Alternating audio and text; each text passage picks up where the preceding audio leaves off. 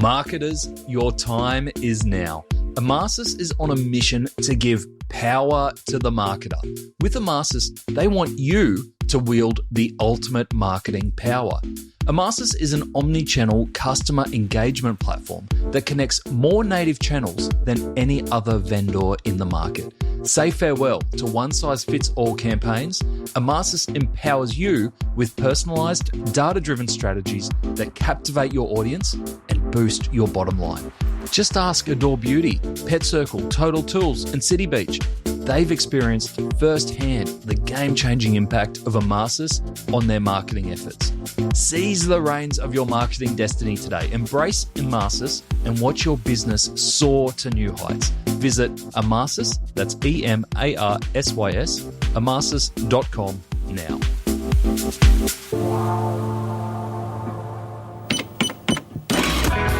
Welcome to The Checkout.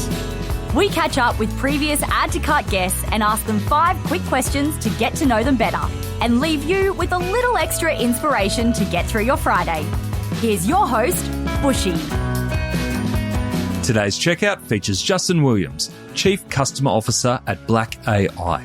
black.ai is an Aussie startup revolutionising retail technology with AI-powered security and customer insights. Justin is at the forefront, transforming the way retailers understand and interact with their customers by leveraging AI not only to enhance security through the cameras, but also gather valuable insights on shopping behaviour. Justin, welcome to the checkout. Thank you so much for joining us. We've heard all about your amazing journey with black.ai so far. For those who don't know black.ai, revolutionizing the way that security cameras work in physical retail stores. So using the power of AI to be able to understand customer behavior at the next level. So not normally a space that we normally play in e-commerce, but has a huge impact on how we understand what customers are doing in our environments, especially as a lot of e-commerce retailers move towards that physical presence. But again, just another great example of an Australian startup taking on the world with retailers as clients such as Woolworths and Walmart. But Justin, we're here to learn about you. 5 quick questions. You ready? Yep, I'm good to go. All right. Number 1, what is the weirdest thing that you've ever bought online? It's an ABS brake modulator for my son's Suzuki Vitara. Go figure. Oh. Yeah.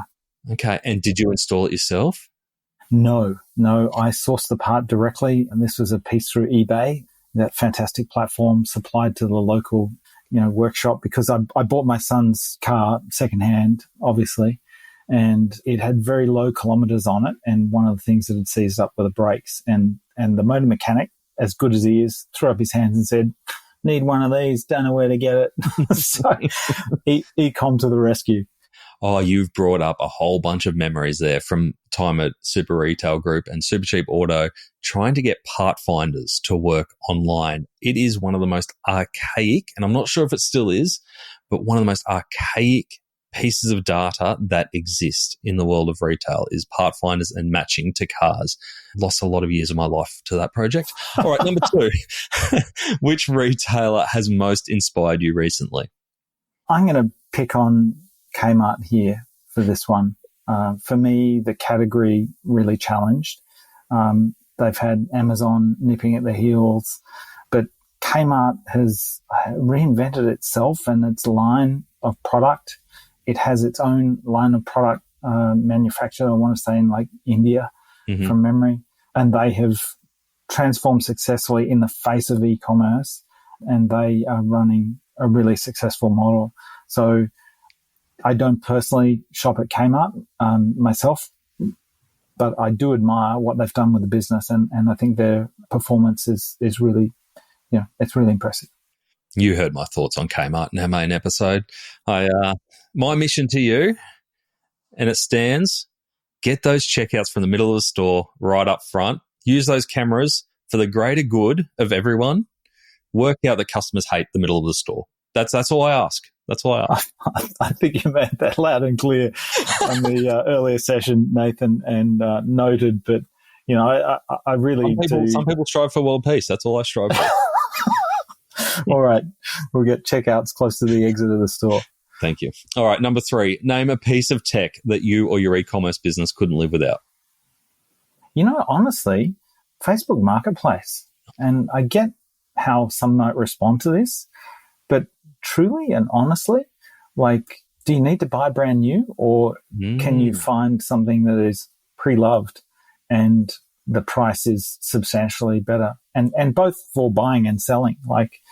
For us to, go post-COVID and do the classic spring clean en masse and see it go to, use in houses that need it, like people who need that stuff. I think for me, the repurposing or recycling type market, I really like that, and I think it's got a long way to go. Yeah, it is surprising that, they don't really have to marketplace, does its own marketing for them, but that is a huge angle that I don't feel like they've tapped into a lot from a sustainability or environmental perspective. Question for you on the tech, question without notice. You guys are leading,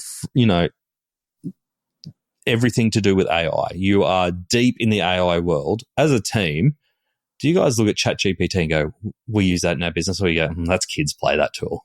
We are well beyond ChatGPT. We just wouldn't use that. Well, I think you need to differentiate between generative AI and machine learning AI. And, black AI is the latter, not the former. And the generative piece, I had a go on it with Figma, which is one of the applications we use in the business.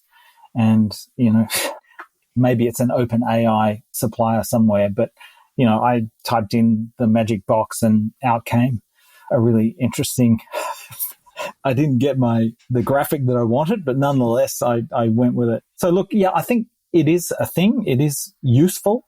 Is it the answer? No. But can it fast start something for people and teams? Sure. Do we use it? Yes. Yes, we do, as I've just spoken. So it's interesting. Can it bring performance improvements? I think so. But the generative AI is progressively learning and getting smarter. So, you've just got to go in eyes open on it. Love it. Number 4, can you recommend a book or a podcast that our listeners should immediately get into? Yeah. Now, this one might be perceived as being reflective of my age, but for me, the Bill Gates notes, this guy, everybody knows Microsoft, you may like Bill or not, as the case may be, but he now dedicates his time to solving really interesting problems, like, for example, malaria in sub-Saharan Africa, like, for example, AI and unpacking, the less glitzy features of AI. So I'm a subscriber to the Bill Gates notes. And for about once every 4 to 8 weeks, you get an email, and it's often, very different to what I'm occupied with day to day, and it's a pleasant respite. So Bill Gates, quality thinker, and he's a human who is really trying to do some good in the world, and I like that. That's a fantastic suggestion. Thank you. It's we haven't had that one before, so that is brilliant. We'll put a link to it in our show notes. Last question I've got for you, Justin. What is your biggest challenge today? For me, I am having to understand how to work with, I've parented children who are now through university or still in university, but I'm having to understand how to work with different generations to solve problems. And for me, at my age, to look in the mirror, to get some professional help with it and stare into those things that I haven't looked at for a while, that I'd say is it's an opportunity. It's the greatest opportunity of making yourself to be the best person that you can be. But I'd also put that up as, an uncomfortable challenge that I'm stepping into. Yeah, and you're in a really unique spot here because you've got founders who are very young and of a different generation.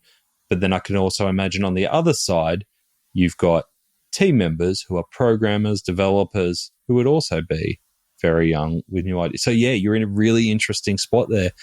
And I love that insight. So I love that you see it as an area, as a challenge and for development. Yeah, look, it's just one of the exciting things about the work I do is working with different people that have different perceptions, different skills, different personalities and really figuring out, well, okay, if I want to stay fresh and if I want to stay sharp, some of the changes got to happen at my end too, and stepping into that and wrapping my arms around it.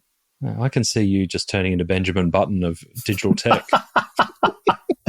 We'll see. But yeah, that I'd say is number one challenge. All good. Lovely. Justin, thank you so much for joining us on the Checkout. My pleasure, Nathan. Thank you for having me. It's truly a pleasure. Thank you.